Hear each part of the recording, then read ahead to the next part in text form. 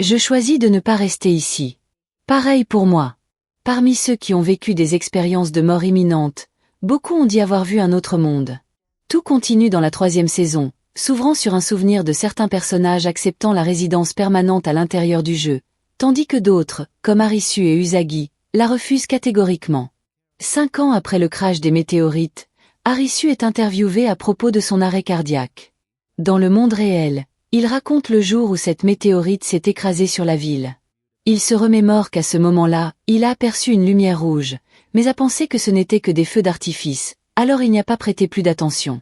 C'est la raison pour laquelle il s'est réfugié dans les toilettes avec ses amis. À partir de là, une série d'événements s'est produite à cet endroit, puis soudain tout est tombé dans un silence absolu. Après ce moment, Arisu ne se souvient plus de rien du tout. Selon lui, le crash des météorites est ce qui a déclenché son arrêt cardiaque. On lui demande s'il se rappelle d'un autre détail, mais Arisu répond que c'est tout ce qu'il a. Le docteur Ryuji lui demande toutefois si, pendant son inconscience, il a fait un rêve. Un rêve lié à jouer sa vie au jeu. Mais Arisu ne semble se souvenir de rien. Il a juste un vague souvenir d'avoir rêvé d'un voyage, où il se retrouvait dans un pays lointain. Même ainsi, les autres lui disent de ne pas se forcer à se rappeler. À ce moment-là, on avertit le docteur Ryuji qu'insister auprès d'Arisu pourrait perturber ses souvenirs. Ce à quoi Ryuji répond que de nombreux survivants ont mentionné des expériences similaires, y compris ces lumières rouges, et qu'il n'est pas le seul à en avoir parlé. Le docteur Ryuji est un homme obsédé par l'exploration de la vie après la mort. Une position qui a attiré son lot de critiques. Il dit à Arisu que s'il se rappelle plus de détails, aussi ridicules qu'ils puissent paraître, il doit les lui transmettre, même si c'est quelque chose que personne d'autre ne croirait jamais. Plus tard, on voit qu'Usagi et lui sont maintenant mariés. Ryuji tend sa carte de visite à Usagi, lui demandant de le contacter la prochaine fois qu'elle voudra lui parler.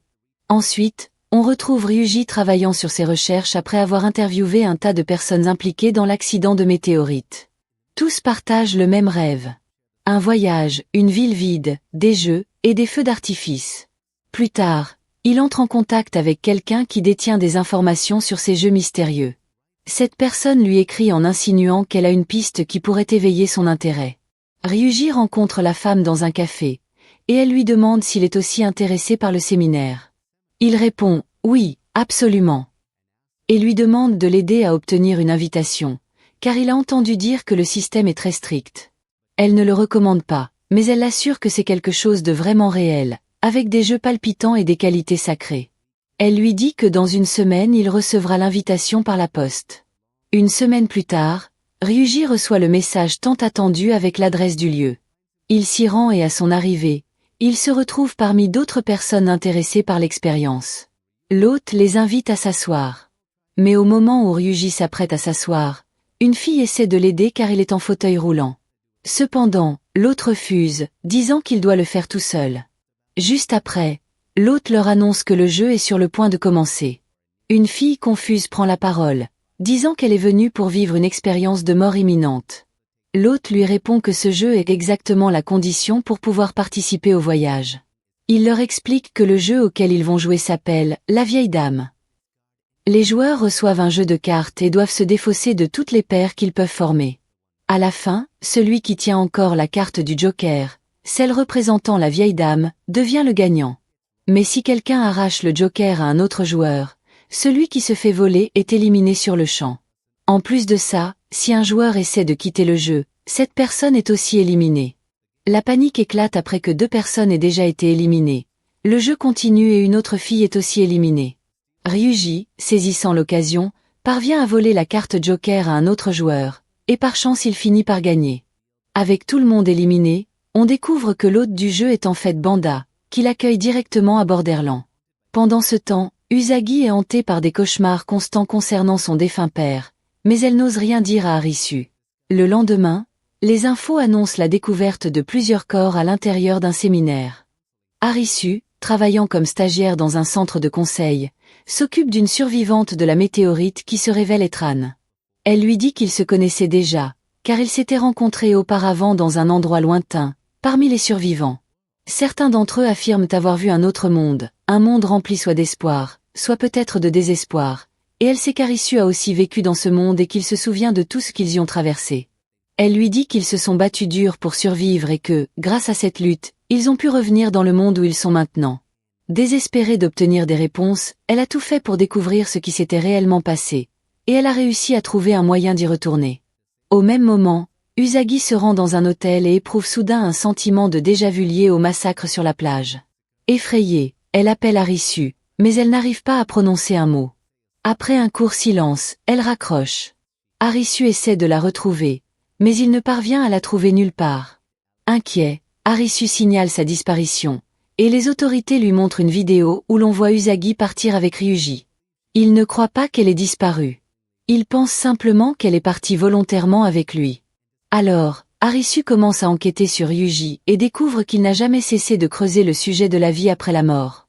En plus de cela, il a enquêté sur plusieurs rassemblements occultes organisés dans toute la ville. Lors de ses entretiens avec des survivants, Ryuji avait interrogé Usagi sur ses rêves, et elle avait admis qu'elle rêvait souvent de son défunt père. Ses rêves paraissaient si réels que, même s'ils étaient des cauchemars, Usagi souhaitait pouvoir rester là avec lui. Arisu tombe par hasard sur Banda, qui lui assure qu'il finira par se souvenir de Borderland et du temps qu'il y a passé, et que c'est cela qui le ramènera dans ce monde. En plus, Banda révèle que les jeux sont sur le point de reprendre, cette fois avec Usagi comme participante, et il lui remet une carte Joker. Peu de temps après, il retrouve Usagi dans le coma. On lui dit qu'il existe des preuves montrant qu'elle a été forcée de consommer une sorte de substance magique. Le docteur révèle aussi qu'Usagi est enceinte. Comme si cela ne suffisait pas, Ryuji est également retrouvé, et lui aussi est dans le coma. Parmi les affaires d'Usagi, Arisu trouve une carte Joker, ce qui lui rappelle ce que Banda lui avait dit plus tôt. Puis il apprend que parmi les affaires de Ryuji, on a également trouvé une carte identique. Arisu se rend auprès d'Anne, celle qui lui avait parlé d'un autre monde. Il lui raconte ce qui est arrivé à Usagi, ainsi que sa rencontre avec Banda, et lui demande de l'aide pour ramener Usagi. Anne explique que l'intervalle entre le moment où le cœur s'arrête et celui où une personne peut encore être réanimée en toute sécurité est d'environ 2 minutes. Pendant ces 2 minutes, elle pense que tout le monde entre dans une sorte de conscience collective, et que ce qu'ils expérimentent, c'est ce monde-là. Si Arisu peut s'introduire dans ce monde pendant ce court laps de temps et ramener Usagi, peut-être qu'elle aura une chance de survivre.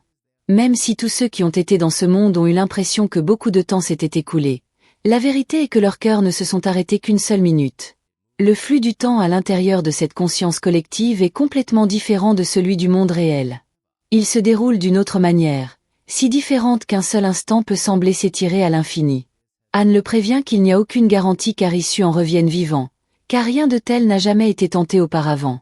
Mais Arisu n'a pas peur de la mort. S'il existe la moindre chance de sauver Usagi, il est prêt à risquer sa vie. Alors Anne lui injecte une substance nécessaire pour arrêter son cœur pendant un court moment, ne lui donnant que 2 minutes pour sauver celle qu'il aime. Le temps s'arrête et tout s'efface.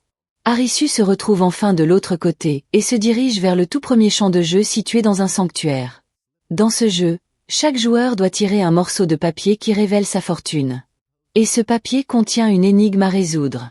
S'il se trompe de réponse, la différence numérique entre la bonne et la mauvaise réponse se transforme en une tempête de flèches enflammées qui s'abattent directement sur eux.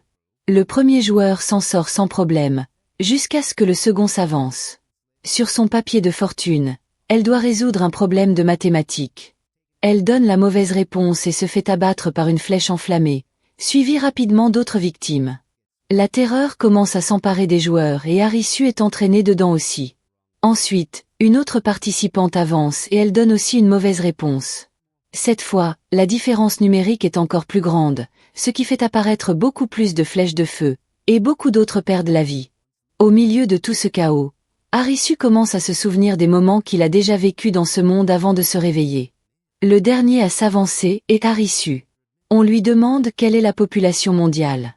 Arisu se trompe de 100 millions. Et à ce moment-là, c'est comme si l'enfer se déchaînait sur eux. Mais à cet instant, Arisu fait une découverte cruciale. Chaque morceau de papier comporte une adresse écrite dessus. Et celui qui n'a pas d'adresse du tout est en fait la sortie, le vrai chemin pour s'échapper. Quand Arisu remarque que personne n'a mentionné le nord-ouest, il suggère qu'il devrait peut-être aller par là. Tout le monde le suit et ils finissent par tomber sur un tunnel caché, réussissant à échapper au cauchemar qui les attendait. C'est ainsi qu'ils terminent le tout premier jeu. Juste après, Ils sont informés que le deuxième jeu se tiendra le lendemain. Même si certains hésitent à y participer, Arisu leur rappelle qu'ils doivent le faire, sinon ils seront éliminés. Le lendemain, Arisu et son nouveau groupe atteignent le deuxième jeu, qui s'avère être un jeu de cartes. Chaque joueur reçoit cette carte, et il les utilise pour s'affronter en 1 contre 1. Les parties ont lieu à des tables désignées, et seules les cartes de la même couleur, signe, que celles de la main du joueur en lice peuvent être jouées. La main la plus haute est celle qui gagne, et le vainqueur de la partie prend une carte au perdant. Il y a 3 types de cartes spéciales, la carte zombie, la carte fusil à pompe et la carte vaccin. Pour empêcher les zombies de se multiplier, il y a la carte fusil à pompe, qui permet d'éliminer les zombies. Chaque joueur reçoit un fusil à pompe. Une fois utilisée, la carte fusil à pompe est défaussée, et elle ne fonctionne pas contre les humains. Enfin, la carte vaccin, distribuée aléatoirement parmi les joueurs, annule l'effet de la carte zombie, mais elle ne peut pas être utilisée sur soi-même. Le jeu se termine après 20 manches. Si un joueur n'a plus de cartes avant ce moment, il est éliminé, et le camp qui a le plus de joueurs restants à la fin de ces manches l'emporte. La compétition est divisée entre zombies et humains. En plus, on découvre qu'il existe d'autres équipes à l'intérieur du bâtiment, et chacune d'elles reçoit aléatoirement une carte zombie. C'est ainsi que les jeux commencent. Le plan d'Arisu est d'empêcher tous les zombies d'agir durant l'ensemble des 20 manches afin d'assurer la victoire. Pour ça, ils doivent trouver les joueurs qui détiennent la carte vaccin puisque les zombies ont déjà commencé à se propager.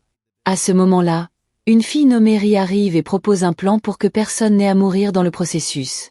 Son idée est de former un groupe qui accepte d'utiliser la carte vaccin pour se soigner et se sauver les uns les autres.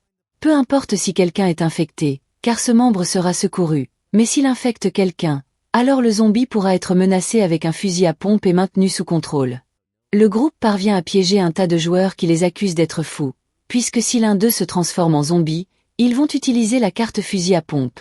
Les membres du groupe arrangent les choses pour que les zombies ne jouent que contre d'autres zombies, les empêchant de se multiplier. De plus, ils rassemblent tous ceux qui détiennent la carte vaccin. Mais ensuite, d'autres joueurs commencent à profiter de cette stratégie, car maintenant ils savent qui est zombie. Pour verrouiller leur propre victoire, ils font chanter l'un des participants pour qu'il élimine les zombies. Et à la fin, il va vraiment jusqu'au bout. Effrayé, une équipe de zombies se prépare à riposter. Arisu partage ses inquiétudes avec Ri, mais Ri, confiante, lui répond en disant que le jeu vient enfin de commencer. Io fait chanter nous pour qu'il élimine un zombie. Et même si Arisu s'y oppose, nous n'a pas vraiment le choix. Maintenant, il prévoit d'en finir avec Ri, suspectant qu'elle pourrait être zombie elle aussi. Ri essaie de convaincre Ekeno qu'en ce moment être un zombie est en fait plus avantageux. Les zombies continuent de se répandre, il y en a de plus en plus à chaque fois.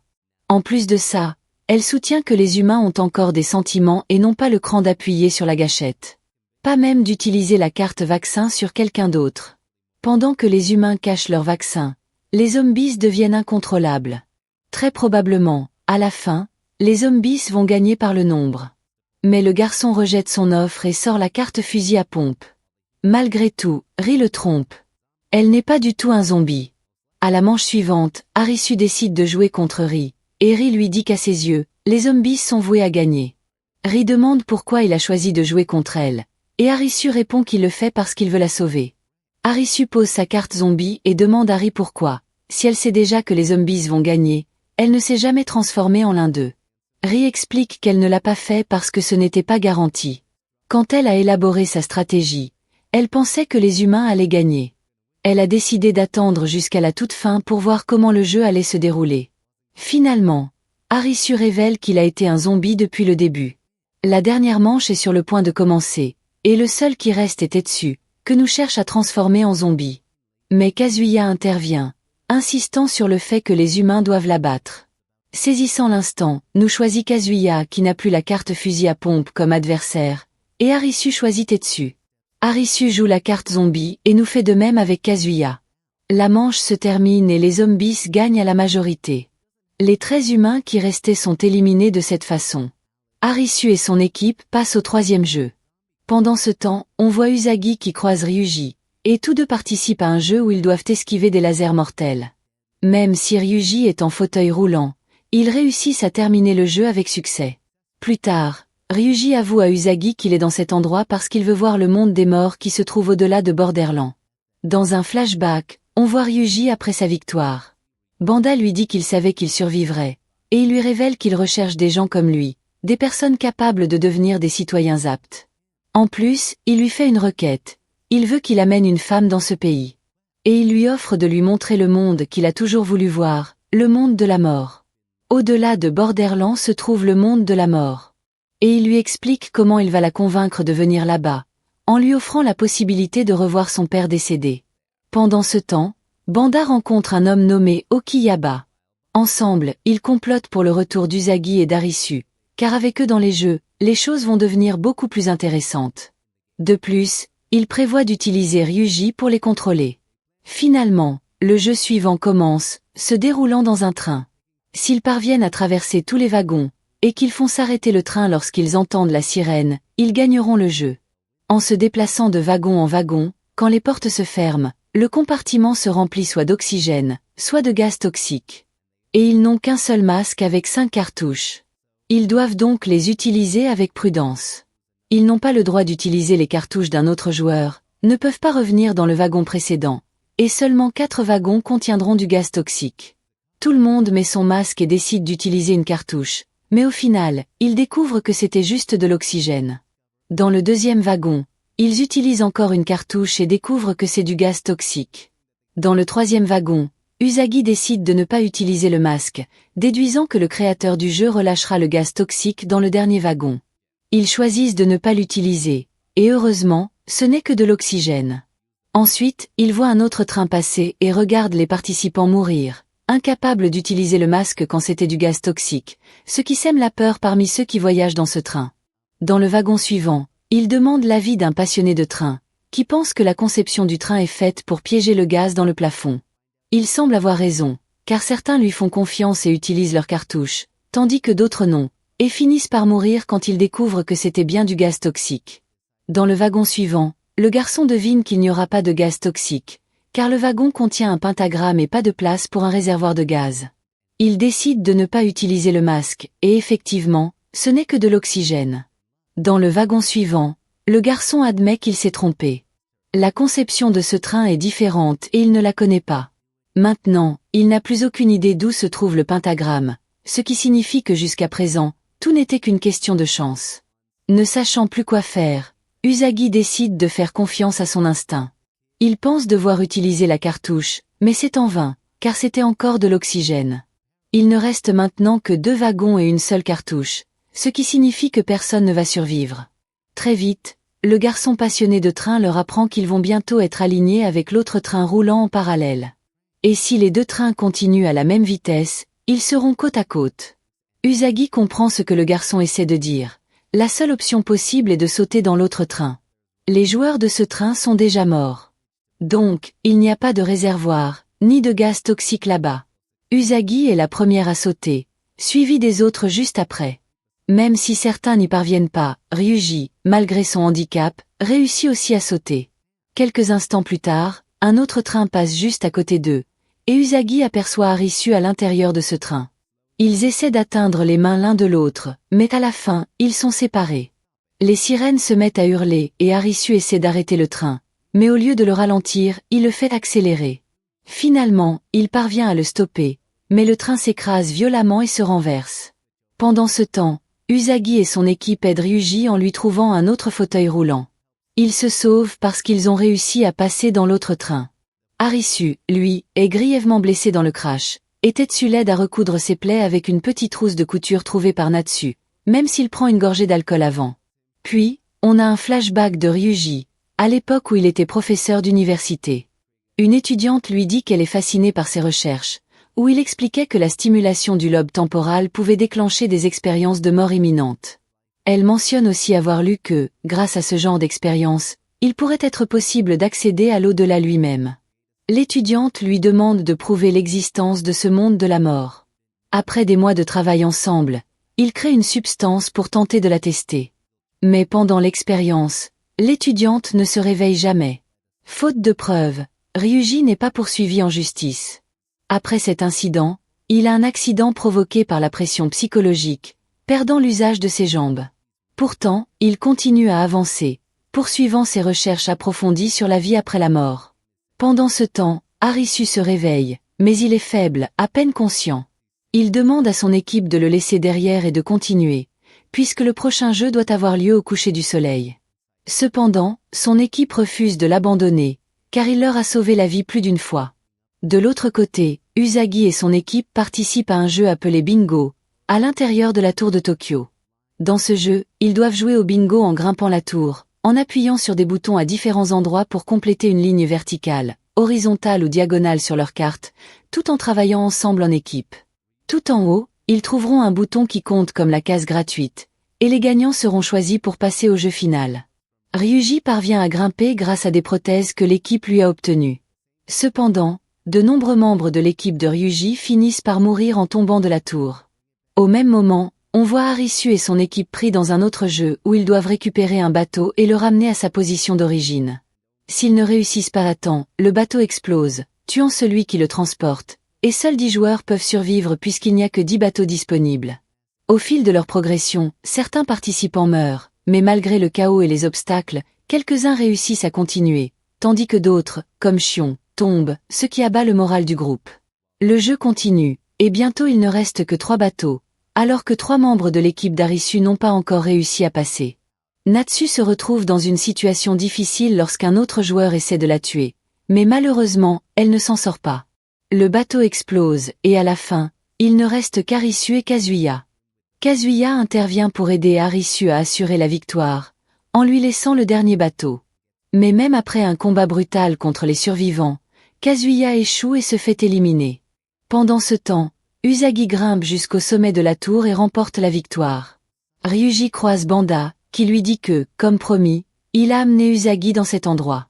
Cependant, Banda lui ordonne de s'assurer qu'Arisu y reste pour toujours, car c'est lui qui les a aidés à gagner tous les jeux précédents. Et grâce à lui, Banda a pu devenir un citoyen de Borderland. Selon Banda, Arisu est destiné à être le citoyen parfait. Ryuji lui demande directement s'il est le Joker.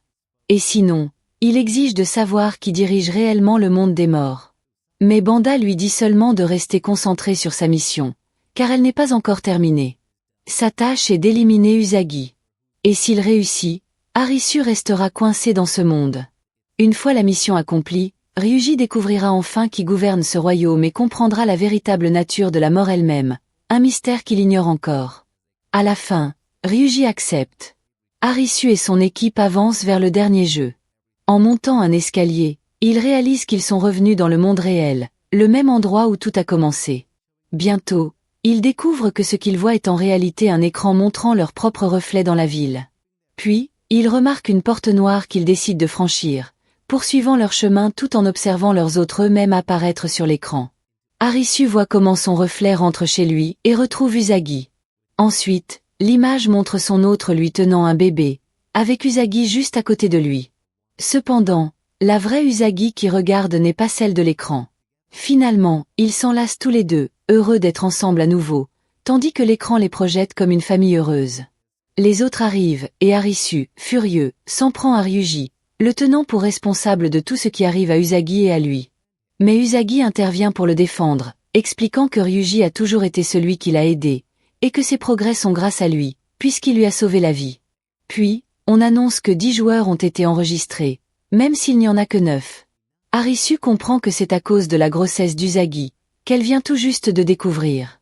Les joueurs reçoivent des bracelets et des couleurs pour participer au Sugoroku du futur, un labyrinthe rempli de défis basés sur des dés. Ce labyrinthe est composé de 25 pièces disposées en 5 rangées et 5 colonnes. Dans chaque pièce, les joueurs lancent les dés, et le nombre obtenu détermine la distance qu'ils parcourent jusqu'à la suivante. Le processus se répète jusqu'à ce qu'ils atteignent la sortie en un maximum de 15 tours. Ceux qui sont exclus par le jet de dés ne peuvent pas avancer. Les portes se verrouillent, et il faut 2 joueurs utilisant leurs bracelets pour les déverrouiller. Chaque joueur commence avec 15 points, qui peuvent être dépensés pour ouvrir des portes ou retourner dans une pièce. S'ils n'ont plus de points, ils sont éliminés. Les murs du labyrinthe projettent des visions de leur futur, qui deviendront réelles s'ils atteignent la sortie. Alors, Arisu élabore un plan pour que tout le monde avance ensemble vers le but. Le jeu commence, et Tetsu lance les dés. Sur les murs, un futur différent s'affiche pour chaque joueur, et chacun est attiré vers la porte liée à l'avenir qui lui plaît le plus. Arisu leur rappelle qu'ils doivent limiter au maximum les dépenses de points et rester groupés, se répartissant entre les portes 7 et 5. Même si Ryuji rejette sa stratégie, ils le suivent quand même. En avançant, les joueurs commencent à perdre des points et choisissent des portes en fonction des futurs qu'ils préfèrent. Même séparés, Arisu continue de leur demander de se regrouper, ce qui énerve Ryuji, car il pense que se séparer leur permettra d'y arriver plus vite et que chacun doit se concentrer sur son propre avenir. Plusieurs d'entre eux finissent par affronter leur futur sombre, comme Ri, qui se retrouve piégé dans une pièce et torturé par sa vision. Arisu essaie de libérer Ri, mais Shoda et Yuna ignorent ce qu'il fait. Les joueurs continuent de choisir leur porte. Nous abandonne Tetsu, et tous deux subissent les tourments de leur propre futur. Arisu déverrouille la pièce de Ri et la tire de là, tandis que Tetsu est éliminé après avoir épuisé ses points. Nous retourne le chercher, mais il ne le trouve plus. Ryuji aperçoit son futur. Dans une version, il est avec Usagi, mais dans une autre, il se voit utiliser l'arme que Banda lui a donnée pour la tuer, l'invitant dans le monde des morts. Shoda et Yuna se séparent, et quand Shoda n'a plus de points, il dit adieu à sa sœur avant d'être éliminé. Les joueurs manquent de points. À ce moment-là, Arisu a une vision où il trouve la sortie, mais où il voit aussi sa propre mort et celle d'Usagi. Arisu met alors au point un plan pour faire sortir tout le monde du labyrinthe, mais seulement 7 peuvent s'échapper. Il se sacrifie pour Usagi et son bébé, restant dans la pièce afin que les autres puissent revenir, demandant à Ryuji de veiller sur Usagi. Peu après, Arisu voit sur un écran que Ryuji est sur le point de l'éliminer. Mais, pris de remords, il décide de ne pas aller jusqu'au bout, abandonnant son propre rêve. Arisu est alors informé qu'il a gagné le jeu, pour avoir fait confiance à l'avenir et être resté dans la pièce. Il regarde ensuite les autres joueurs être emportés par un tsunami et essaie de briser l'écran, mais en vain. C'est alors que Banda apparaît et lui dit qu'il a gagné le droit de devenir citoyen. Arisu refuse, et il découvre que tout avait été planifié par Banda, qui s'est servi de lui pour revenir à Borderland, en utilisant Usagi comme appât. Arisu décide de s'échapper et de sauver tout le monde. Usagi tombe dans l'eau, et Arisu se précipite pour la sauver, même s'il est sur le point de se noyer lui-même. Dans le monde réel, Banda tente d'étouffer Arisu pendant qu'il est avec Anne. Anne le voit et l'arrête, criant à Arisu de se battre et de sauver Usagi. Arisu se réveille et y sort de l'eau, mais Banda le retrouve et lui pointe une arme dessus. Arisu lui dit à nouveau qu'il ne deviendra jamais un citoyen, ce qui déçoit Banda. Juste au moment où il s'apprête à l'abattre, Banda est éliminé. Un homme mystérieux apparaît et dit à Arisu que Banda n'était pas prêt pour son rôle. Arisu lui demande s'il est le Joker, mais l'homme ne répond pas. Puis il l'invite à un dernier jeu. Il doit choisir entre 2 cartes qui décideront de son destin. Arisu en choisit une, et il s'avère que c'est le Joker, mais il se rend vite compte que les 2 cartes sont identiques. L'homme explique que le Joker n'est pas une personne ni une entité. C'est juste une carte. Il dit que ce n'est pas une coïncidence si les 2 cartes qui déterminent le destin d'Arisu sont des Jokers. Désormais, son destin est entre ses mains, mais par gratitude, l'homme le laisse choisir librement. Il révèle que Borderland est un endroit entre la vie et la mort, où les gens arrivent lors de catastrophes pour avoir une chance de survie. S'il retourne dans son monde, Usagi et le bébé pourraient ne pas être en vie. Entrer dans le monde des morts est facile, il lui suffit de se jeter dans le vortex, là où il n'y a ni tristesse ni joie. En tant que guetteur, il observe l'espace entre la vie et la mort, évitant de franchir la limite vers la mort. L'homme avertit aussi qu'un grand événement est sur le point de se produire, et que beaucoup d'âmes seront perdues. À ce moment-là, Arisu voit Usagi. Il essaie de la sauver, mais elle est entraînée avec Ryuji vers la mort. Finalement, Ryuji renonce à vouloir entraîner Usagi dans la chute. Et tandis qu'il se jette dans l'abîme, Arisu et Usagi avancent à travers le chaos. Usagi a une vision de son père, qui lui dit adieu. Il la serre dans ses bras et lui dit qu'il a toujours été heureux et qu'il veut qu'elle soit heureuse, elle aussi. Cela lui donne la force de s'accrocher à la vie. Arisu se réveille, et Anne lui dit que seulement 2 minutes se sont écoulées, il a réussi. Arisu court retrouver Usagi, remerciant Anne pour son aide. Il se rend à l'hôpital et apprend qu'Usagi va bien, s'étant réveillé de son coma, tandis que Ryuji est mort. Les survivants retournent dans le monde réel, où ils peuvent enfin vivre la vie qu'ils ont toujours voulu. Plus tard, Arisu croise les survivants des saisons précédentes et leur demande quel moment donne un sens à la vie. Chacun a trouvé un but qui rend la vie digne d'être vécue. Soudain, le sol commence à trembler, et au travail, il parle de la fréquence croissante des séismes. Quand ils allument la télévision, les informations annoncent que des tremblements de terre simultanés se produisent dans différentes parties du monde, un phénomène extrêmement rare selon les sismologues. Arisu se souvient alors des mots du guetteur, qui avait averti qu'un grand événement allait arriver, provoquant la perte de nombreuses âmes. Enfin, on voit en Californie, aux États-Unis, dans un café, une fille nommée Alice. Et c'est ainsi que cette saison se termine. N'oubliez pas de vous abonner à la chaîne, d'activer la cloche de notification et de laisser un petit like pour soutenir le contenu. À très bientôt pour une nouvelle vidéo.